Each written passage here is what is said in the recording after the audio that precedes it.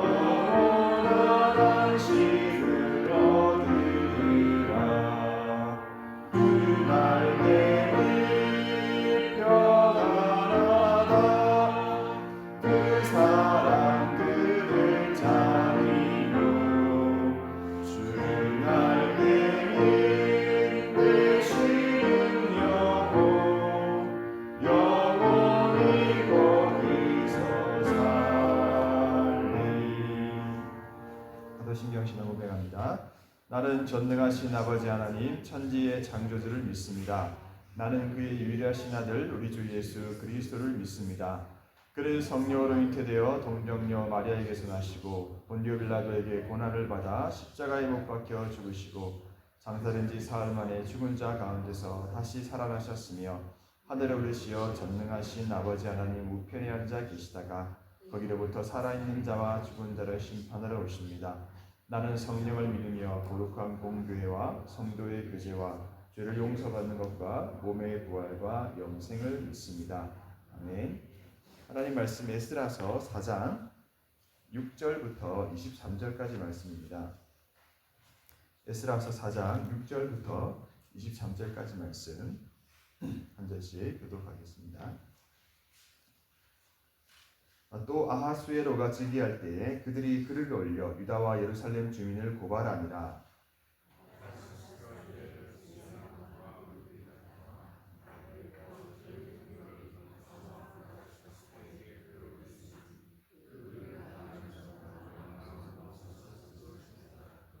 방백 르훔과 서기관 심세가 아닥사스다 왕에게 올려 예루살렘 백성을 고발한 그 글에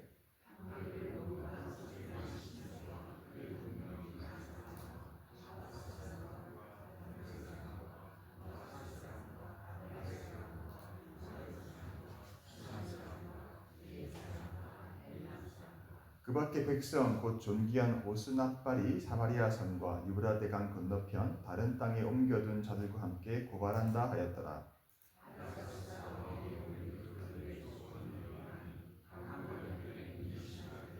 왕에게 아뢰나이다. 당신에게서 우리에게로 올라온 유다 사람들이 예루살렘에 이르러 이 폐역하고 악한 성읍을 건축하는데 이미 그 기초를 수축하고 성곽을 건축하오니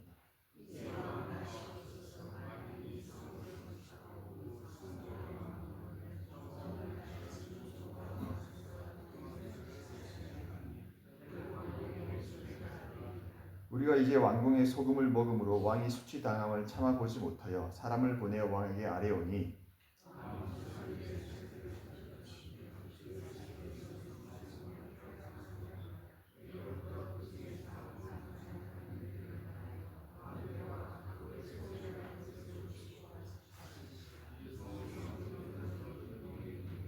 이제 감히 왕에게 아뢰오니 이 성읍이 중건되어 성곽이 준공되면 이로 말미암아 왕의 강 건너편 영지가 없어지리이다 하였더라.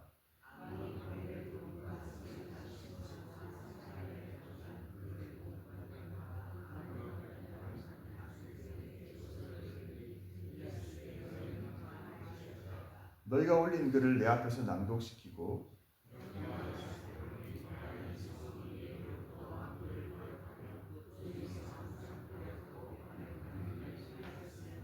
옛적에는 예루살렘을 다스리는 큰 군왕들이 있어서 강 건너편 모든 땅이 그들에게 조공과 관세와 통행세를 다 바쳤도다.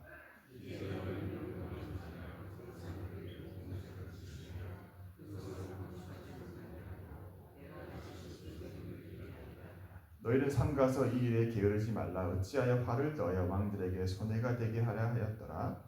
아닥사스다 왕의 조서 초본이 르훔과 서기관 심세와 그의 동료 앞에서 낭독되매 그들이 예루살렘으로 급히 가서 유다 사람들을 보고 권력으로 억제하여 그 공사를 그치게 하니. 아멘. 예, 방금 우리가 읽은 이 6절부터 23절은 어제까지 살펴본 성전 재건 초기에 대적들의 방해에 대한 내용이 아니고 그 후에 한참 후에 있던 성곽, 성벽 재건 때의 대적들의 방해에 대한 내용입니다. 지금까지 살펴본 이야기로부터 수십 년 후의 일입니다. 그렇다면 이 한 본문에 에스라는 이렇게 연대가 다른 일들을 왜 섞어 놓았을까요? 왜 후대에 일어난 이 성벽 재건 반대에 대한 이야기를 이 성전 재건 반대 이야기 뒤에다가 이렇게 써놓았을까요? 에스라의 의도는 무엇이었을까요? 에스라는 이 에스라서를 기록하면서 이 연대기 순서가 아니라 이 주제에 맞게 목적에 맞게 묶어 놓은 것입니다. 그 목적은 뭐냐면 언제나 이런 방해가 있었다는 것이고 그 방해가 지속적이었다는 것이고 그 양상이 비슷하다는 것입니다. 그럼 이들의 방해는 1, 2년으로 끝나지 않았죠. 성전이 다시 재건되는데 20년이 걸렸거든요. 그 후로 성벽이 재건되는 것이 끝나는 때까지는 총 90여 년이 걸렸습니다. 그러니까 이 긴 시간 동안 이 성벽과 또 성전 재건을 한 세트로 우리가 볼 때 지속적인 또 악착같이 방해를 한다는 것입니다. 오늘 그 내용을 함께 살펴볼 텐데요. 6절에 보면 왕의 이름이 나옵니다. 아하수에로 왕이 즉위할 때에 그들이 글을 올려 유다와 예루살렘 주민을 고발하니라. 6절을 한 절을 독립적으로 우리가 봐야 됩니다. 시기적으로. 이 6절은 이 앞절의 내용에서부터 6, 70년 이후에 일어난 사건인데요. 이 아하수에로 왕은 바로 에스더에 등장하는 그 왕이죠. 그때까지도 여전히 사마리아인들은 글을 올려서 방해를 했었다는 것입니다. 그리고 7절부터 이후로는 이제 다른 왕이 등장합니다. 아닥사스다 왕이 언급되죠. 이 왕은 6절에 언급된 아하수에로 왕의 아들인데요. 그런데 여러분 그때 이때부터 이 에스라서에서 에스라는 이 기록하는 언어를 바꿉니다. 무슨 말이냐면 지금까지 이 에스라가 히브리어로 기록하고 있었는데 8절부터는 아람어를 사용해서 기록을 합니다. 그래서 이 에스라서를 보면 4장 8절부터 6장 18절까지는 아람어로 기록되어 있습니다. 이 아람어는 당시 이 페르시아 제국의 공용어였는데요. 그래서 그 당시 관료들, 제국의 관료들이 이 아람어를 보면 쉽게 이해를 할 수 있었던 것이죠. 그래서 우리는 이 한글 성경을 보면 다 한글로 되어 있기 때문에 어디까지가 히브리어인지 어디부터 아람어인지 모르지만 이 구약 사본을 보면 표시가 바로 나는 것입니다. 이 아람어는요 에스라서 전체의 약 40% 정도를 차지할 정도로 많이 등장을 합니다. 그럼 왜 에스라는 이 부분을 아람어로 기록했을까요? 어떤 특별한 목적, 강조하고 싶은 이유가 있기 때문에 그렇게 했을 것입니다. 이 아람어로 기록된 부분은 특별히 이제 왕에게 고발하는 내용을 담은 내용들, 또 왕이 그 편지를 받고 대답하는 내용들을 아람어로 기록했는데요. 그것은 이처럼 방해가 실제적이었고 이 방해가 페르시아라는 최고의 이 권력, 제국이 일어나서 하나님의 이 일을 방해하고 있다는 것을 생생하게 보여주기 위한 목적이 아니었을까 합니다. 그래서 여러분 4장 8절부터는요 공식적인 편지 형식의 글이 되겠습니다. 페르시아 왕에게 보낸 실제 그 서신, 원문, 또 그 서신에 대한 아닥사스다 왕의 답변, 조서 원문을 에스라는 여기다가 그냥 있는 그대로 삽입을 해버렸습니다. 자, 그렇다면 이 공문서는 누가 작성해서 왕에게 보내었습니까? 7절에 보면 이 공문서를 작성한 이름들이 나옵니다. 비슬람, 미드라닷, 다구엘, 그의 동료들이 바사왕 아닥사스다에게 글을 올렸다라고 합니다. 이들이 누구냐면 이들은 유대인을 싫어하고 미워하는 현지 이방인 사마리아인 리더들이겠습니다. 민간인들의 리더들이라고 할 수 있습니다. 그리고 이들이 쓴 글을 이제 공식적으로 받아서 왕에게 직접 제출한 사람들이 8절에 나오는데요. 바로 방백, 르훔과 서기관, 심세입니다. 이 르훔과 심세는 페르시아 왕이 임명한 공무원이죠. 그래서 르훔은 총독이었고 심세는 서기관이었습니다. 그러니까 왕의 관원들이 이 사마리아인 리더들의 말만 듣고 그 공문서를 왕에게 올려서 보고를 한 것입니다. 아마도 뇌물이 오고 갔을 것으로 추정이 됩니다. 그리고 르훔과 심세가 이 편지를 왕에게 올리기 전에 보면 많은 사람들이 그것에 함께 사인을 합니다. 9절에 보면 르훔과 심세 그리고 그의 동료들 이름이 많이 나오죠. 그 공문서에 많은 사람들이 함께 고발인으로 자신들의 이름을 올리면서 이 고발이 참되다는 것을 증거하고자 했던 것입니다. 여기서 우리는 한두 사람이 아니라 수많은 사람들이 연합하여서 하나님의 백성들을 대적하고 또 성벽을 재건하는 일을 이제 막으려 했다는 것을 알 수 있습니다. 민간과 권력자가 힘을 합쳐서 하나가 되어서 하나님의 일을 막고 있습니다. 그리고 그 조서의 내용은 어떤 내용입니까? 12절에 보면 이렇게 말합니다. 왕에게 아뢰나이다. 당신에게서 우리에게로 올라온 유다 사람들이 예루살렘에 이르러 이 패역하고 악한 성읍을 건축하는데 이미 그 기초를 수축하고 성곽을 건축하오니 13절에 이제 왕은 아시옵소서. 만일 이 성읍을 건축하고 성곽을 완공하면 저무리가 다시는 조공과 관세와 통행세를 바치지 아니하리니 결국 왕들에게 손해가 될 것입니다. 그러니까 이들을 그냥 내버려 두면 왕에게 경제적인 손실이 있을 것이라고 고발을 하고 있습니다. 더 이상 이들이 세금을 바치지 않을 거라고 얘기를 합니다. 그러면서 15절에 보면 더 강하게 얘기합니다. 왕은 조상들의 사기를 한번 살펴보시면 그 사기에서 이 성읍은 항상 패역한 성읍이라 예로부터 그 중에서 항상 반역하는 일을 행하여 왕들과 각도의 손해가 된 것을 보시고 아실지라 이 성읍이 무너짐도 이 때문이니이다. 그러면 16절에 왕의 입장에서 가장 위협이 되는 말을 하는데요. 이제 감히 왕에게 아뢰오니 이 성읍이 중건되어 성곽이 준공되면 이 성곽만 다 지어지면 이로 말미암아 왕의 강 건너편 영지가 왕의 땅이 없어질 것입니다. 사실 이 한마디에 이 조서를 읽는 그 왕의 마음은 한쪽 이야기만 들었지만 이미 마음의 결정을 내리지 않겠습니까? 여러분, 이렇게 우리가 왕에게 보내는 공문을 잠깐 읽었지만 이 세상이 우리를 이렇게 고발하고 고소하고 모함한다는 것을 우리는 생각하고 기억해야 합니다. 이 세상의 고발은 참 교묘하고 경제적인 손실을 이야기하고 또 폐역의 역사, 반역의 역사라는 이름으로 모함하면서 정치적인 손실을 이야기하고, 그래서 어떻게 보면 이 세상의 모함과 고발을 우리는 당해낼 수가 없습니다. 성경은 이 사실을 분명히 말을 하고 있습니다. 이 세상은 본질적으로 하나님을 대적하는 그런 체계라고 말이죠. 세상이 너희를 미워한다라고 주님은 말씀하십니다. 이 세상은 끊임없이 저와 여러분을, 하나님의 백성들을 향해 끊임없이 고발하고 참소합니다.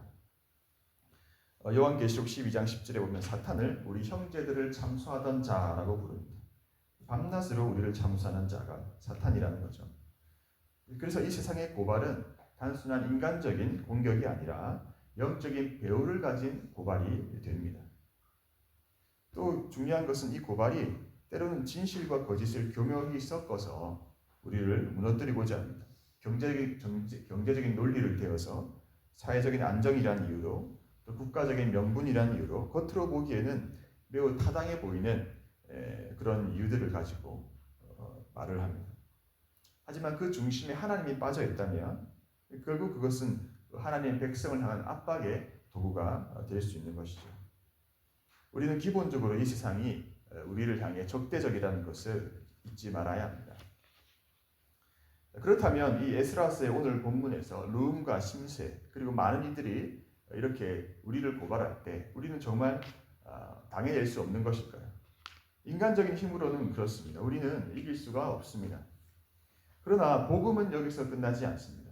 로마서 8장 33절 34절 이렇게 선언합니다. 누가 능히 하나님께서 택하신 자들을 고발하리요? 누가 정죄하리요? 그리스도 예수는 죽으실 뿐 아니라 다시 살아나셨으며 우리를 위하여 간구하시는 이시니라. 세상이 아무리 우리를 고발해도 이 세상 권력이, 이 세상 왕이 조서를 내려서 우리를 판결하고 억압해도 궁극적인 재판장이신 하나님께서 저와 여러분을 의롭다 하셨다면 그 고발들은 최종 판결이 될 수 없습니다. 그리고 우리의 싸움은 이 세상과 동일한 방식의 싸움이 아니죠. 우리는 논리로만, 힘으로만, 또 정치로만 이기려는 사람들이 아닙니다. 우리는 진리 안에 거하는 사람들이고 예수 그리스도의 의 안에 서는 사람들이고 끝까지 믿음을 지키는 사람들입니다. 베드로전서 2장 12절은 이렇게 말합니다. 너희를 악행한다고 비방한 자들, 너희를 악행한다고 비방하는 자들로 하여금 너희의 선한 행실을 보고 하나님께 영광을 돌리게 하라 라고 권면합니다. 악행한다고 비방하는 자들을 함께 싸우지 말고 선한 행실로 오히려 하나님께 영광을 돌려라고 말씀합니다. 그래서 결국 우리 하나님의 백성들은 이 세상의 고발을 완전히 막아내는 그런 공동체가 아니라 그런 고발 가운데서도 믿음을 지키고 무너지지 않는 공동체입니다. 세상이 우리를 판단할 때 우리는 하나님 앞에 서 있고 세상이 나를 정죄할 때 나는 그리스도의 중보 아래 있다는 사실을 우리는 기억해야 합니다. 자, 이제 이 조서를 받은 아닥사스다 왕은 곧바로 조서를 보내어 답변을 합니다. 17절에 왕이 방백 르움과 서기관 심세와 사마리아에 거주하는 그들 동관들과 강 건너편 다른 땅 백성에게 조서를 내리니 일렀을 때 너희는 평안할지어다. 18절에 너희가 올린 글을 내 앞에서 낭독시키고 19절에 명령하여 살펴보니 과연 이 성읍이 예로부터 왕들을 거역하여 그 중에 항상 패역하고 반역한 일을 행하였으며 20절에 옛적에는 예루살렘을 다스리는 큰 군왕들이 있어서 강 건너편 모든 땅이 그들에게 조공과 관세와 통행세를 바쳤도다. 여러분, 이 아닥사스다가 말하는 이 옛적은 언제입니까? 큰 군왕들, 바로 다윗과 솔로몬 때이죠. 다윗과 솔로몬 시대, 통일왕국 시대에 정말로 이스라엘은 강한 나라였습니다. 주변 모압, 암몬 여러 나라들로부터 조공을 받았습니다.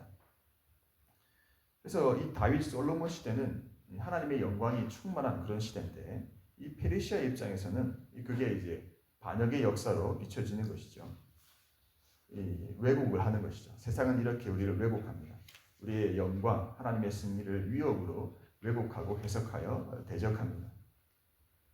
이렇게 조소에 대한 답변이 도착하자 이 조소 초본이 르훔과 서기관 심세와 그의 동료 앞에서 낭독이 되고, 그들이 예루살렘으로 급히 가서 유다 사람들을 보고 권력을 억제하여 봉사를 그치게 하여서 성벽 봉사가 중단이 되게 됩니다.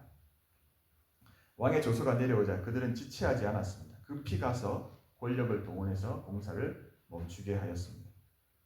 여기서 우리가 생각해야 할 것은 하나님의 백성이 틀렸기 때문이 아니라 세상의 힘이 강하게 작용했기 때문에 일이 중단되었다는 것입니다. 하나님의 일에 대해 세상의 반대는 정말 최고 권력까지라도 동원해서 막아내야 하는 것입니다. 언어를 바꾸어 공문서를 작성해서라도 지속적으로 방해를 하고 고발을 하고 왜곡을 합니다. 그리고 이런 고발은 참 효과적으로 보입니다. 여러분, 이 장면들, 오늘 본문은 우리가 살아가는 이 현실적인 신앙의 모습을 보여줍니다. 믿음으로 시작한 일이라고 해도 실제로 외부의 압력과 권세들로 인해서 멈춰질 수 있다는 것입니다. 하나님의 뜻이라고 해서 항상 순적하게 이루어지지 않는다는 것이죠. 그런데 이것이 하나님의 계획의 실패를 의미하지는 않습니다. 공사는 멈춰졌지만 하나님의 일은 멈춰진 것이 아닙니다. 하나님은 때로 멈춤을 통해서 더 깊은 준비를 하게 하시고 더 분명한 때에 다시 일을 이루어 가십니다. 그래서 결론적으로 이 세상의 권세는 하나님의 일을 잠시 일정 기간 멈출 수는 있을지 몰라도 하나님의 뜻 자체를 무너뜨릴 수는 없습니다. 그러므로 이런 방해들을 우리가 겪을 때 우리는 어떻습니까? 교회가 하나님의 일을 따라 걸어갈 때 방해가 있습니다. 또 우리 신앙의 여정에 여러 가지 트랩들을 설치해두고 내적인 외적인 박해를 하면서 그거를 멈추고자 하지만, 그러나 어떤 방해도 하나님의 뜻을 거스릴 수는 없습니다. 여러분, 산 정상에서 시작되는 물줄기를 생각해 보십시오. 거대한 바위와 나무들이 가로막아도 물은 절대 멈추지 않고 옆으로 돌아가거나 낮은 곳을 찾아서 흘러서 반드시 강이 되고 바다가 됩니다. 하나님의 뜻도 그렇습니다. 세상의 방해 앞에서도 하나님의 뜻은, 하나님의 일은 반드시 완성으로 흘러갑니다. 저와 여러분을 향한 하나님의 뜻도 그런 줄로 믿습니다. 여러분, 그렇다면 이렇게 강력한 왕권으로 중단된 성벽 재건, 이제 어떻게 되는 것입니까? 우리가 어제 살펴보았던 성전 재건이 중단되었을 때 하나님이 어떻게 다시 성전 건축을 진행하게 하셨습니까? 하나님의 방법은 바로 하나님의 사람들을 보내심으로였습니다. 하나님께서 선지자 학개와 스가랴를 통해서 그들을 보내서 말씀을 보내셔서 그들로 하여금 하나님의 뜻을 변하게 하셨고, 그 말씀의 능력으로 스룹바벨과 예수아가 힘을 얻어서 다시 일어나 성전을 재건해서 4년 만에 완공을 하게 됩니다.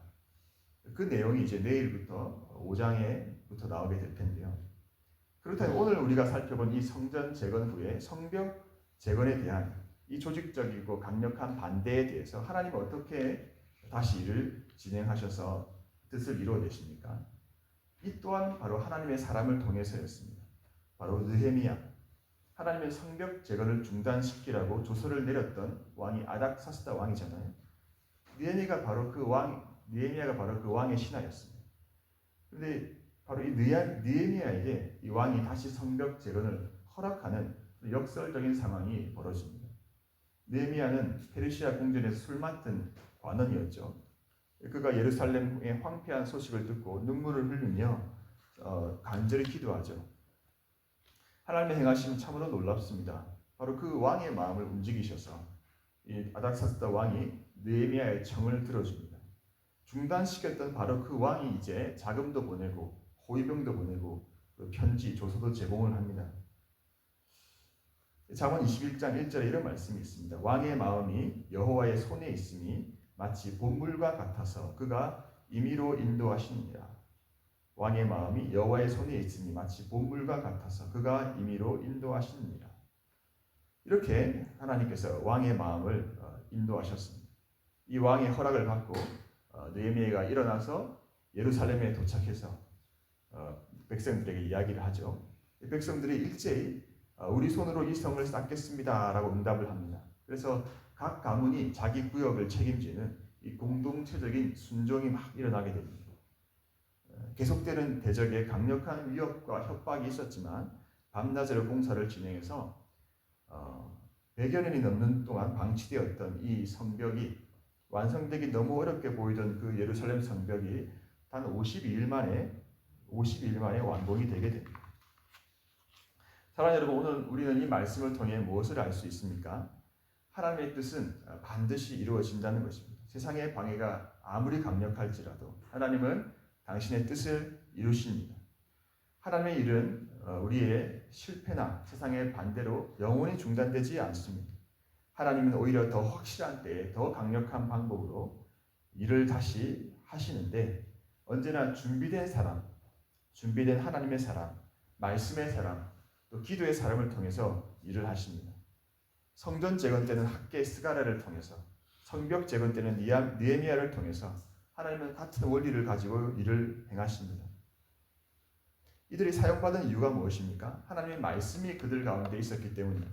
이들은 말씀을 붙잡고 기도하는 사람들이었기 때문에 하나님이 그들을 보내서 사용하신 것이죠. 그래서 여러분, 우리가 그 한 사람이 되어야 하지 않겠습니까? 하나님의 이 말씀의 강력함은 이 아닥사스다 왕의 조서가 비록 억지로 공사를 멈추게 할 수 있었지만 하나님의 말씀의 강력함은 느헤미야를 준비시키셔서 성벽을 완공시켜 버립니다. 하나님의 말씀의 강력함은 돌이킬 수 없을 것 같은 왕의 조서조차도 뒤집어 버리시고요. 하나님의 말씀의 강력함은 모든 방해를 뚫고 능히 기적을 일으킵니다. 그러므로 우리도 하나님의 말씀이 내게 임하여 달라고, 그래서 그 말씀의 강력함으로 왕의 조서를 뒤집으시고 강력한 돌파를 오늘도 우리 삶 가운데 이루어내게 해달라고 하나님께 기도해야 합니다. 내 입에서 나가는 말도 이와 같이 헛되이 내게로 되돌아오지 아니하고 나의 기뻐하는 뜻을 이루며 내가 보낸 일에 형통함이니라 라고 이사야 55장 11절은 말씀합니다. 하나님의 입에서 나가는 말이 헛되이 하나님께 돌아오지 않고 하나님의 기뻐하는 뜻을 반드시 이루신다는 것인데요. 그 하나님의 입에서 나오는 그 말씀의 통로가 저와 여러분이 된다면 하나님은 저와 여러분을 통하여서 그 말씀의 강력함으로 하나님의 놀라운 일을 이루게 하신다는 것입니다. 여러분, 저와 여러분에게 재건해야 될 성전이 있고 완성해야 될 성벽이 있습니까? 무엇이 그것을 가능하게 합니까? 말씀의 사람이 되시기를 주님의 이름으로 축복합니다. 하나님의 입에서 나가는 그 어떤 말도 헛되이 하나님께로 돌아오지 않고 저와 여러분을 통해서 하나님이 이루시기를 기뻐하시는 그 뜻을 능히 이루게 하실 줄로 믿습니다. 이 사실을 우리가 확신함으로 믿고 온갖 방해와 또 저항 앞에서도 하나님의 말씀을 담대하게 선포하며 나아가는 모두가 되게 하시기를 주님의 이름으로 축복합니다. 이 시간 함께 기도하겠습니다. 하나님의 말씀이 일하고 하나님의 말씀이 역사하십니다. 오늘 하나님께서 당신의 말씀을 통하여서 저와 여러분의 인생 가운데 중단된 성전과 성벽을 다시 완공하고자 하십니다. 그러면 하나님 말씀 붙잡고 다시 일어나서 이 말씀의 강력으로 하나님 모든 방해를 뚫고 하나님의 뜻을 이루는 그 통로가 되게 해달라고 우리 기도합시다. 또 나를 통해 하나님께서 오래 중단된, 오래 황폐화된, 방치된 곳에 주저앉아 있는 그 수많은 영혼들을 하나님의 말씀으로 다시 일으켜 세워서 그들의 성벽과 재건을 또 재건할 수 있도록 이끄는 그런 말씀의 축복의 통로로 하나님 우리를 사용해 주시옵소서. 주님, 우리 교회를 그렇게 사용해 주시옵소서. 우리 교회에 나오는 모든 영혼들, 성도들, 그래서 이 말씀의 강력한 은혜를 경험하게 하시고 그들의 인생이 다시 한번 반석 위에 굳건하게 세워지는, 그래서 또 다른 이들을 세워내는 그런 강력한 말씀이 임하는 우리 교회가 되게 해달라고 우리 기도하면 좋겠습니다. 또 특별히 오늘 수요 기도회가 있습니다. 이 말씀의 강력한 능력이 오늘 말씀 가운데, 선포되는 말씀 가운데 우리 각 사람에게, 우리 공동체 가운데 임하게 하시고, 침체된 심령, 연약한 심령들이 다시 일어나 기도함으로 영적인 성전과 성벽을 함께 재건하게 되는, 그리고 그 안에 하나님의 영광이 충만하게 임하게 되는 그런 놀라운 하나님의 역사가 임하게 되는 그런 하나님의 영광이 시작되는 이 밤이 될 수 있도록 우리 기도회를 위해서 또 한번 기도하면 좋겠습니다. 우리 주님 이름 부르고 기도하겠습니다. 주여,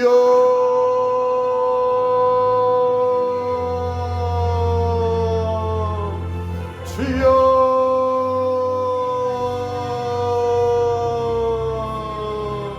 주여.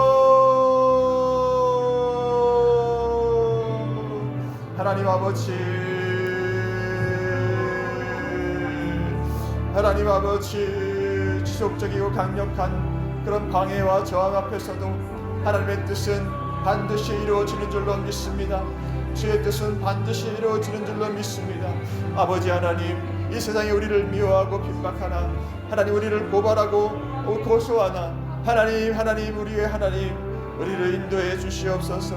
다시 한번 하나님의 사람들을 통하여서, 선포된 말씀을 통하여서 우리의 내면에, 우리의 심령이 다시 한번 영적인 성벽과 성전이 재건되어서 우리를 통해 이루고자 하시는 하나님의 놀라운 뜻을 이루어가는 통로로 하나님, 우리 귀한 주님의 공동체를, 우리들을 사용하여 주시기를 간절히 원합니다.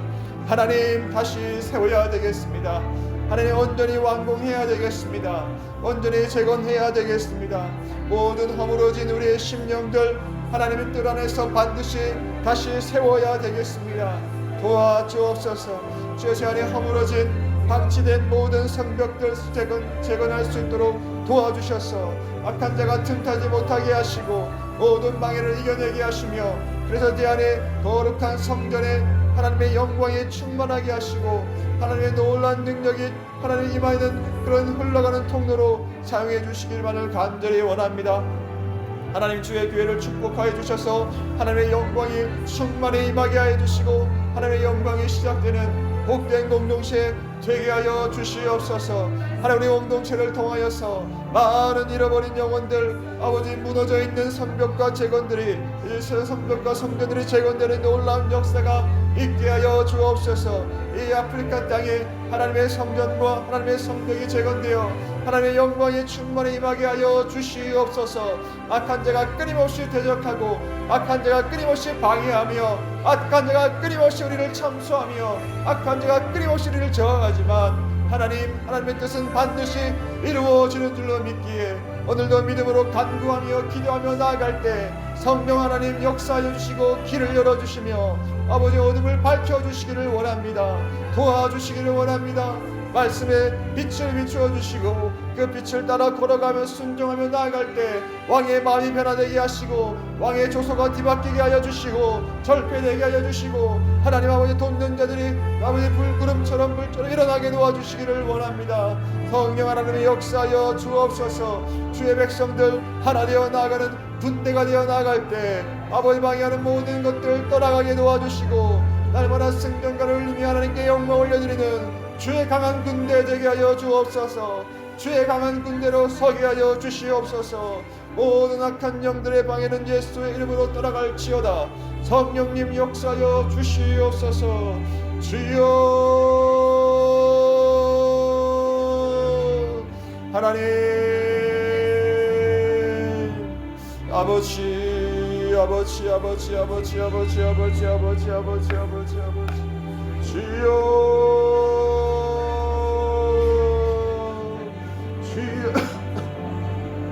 주여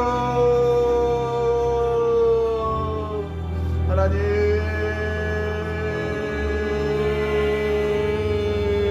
아버지 와주시기를 원합니다. 성령님이 역사해 주시기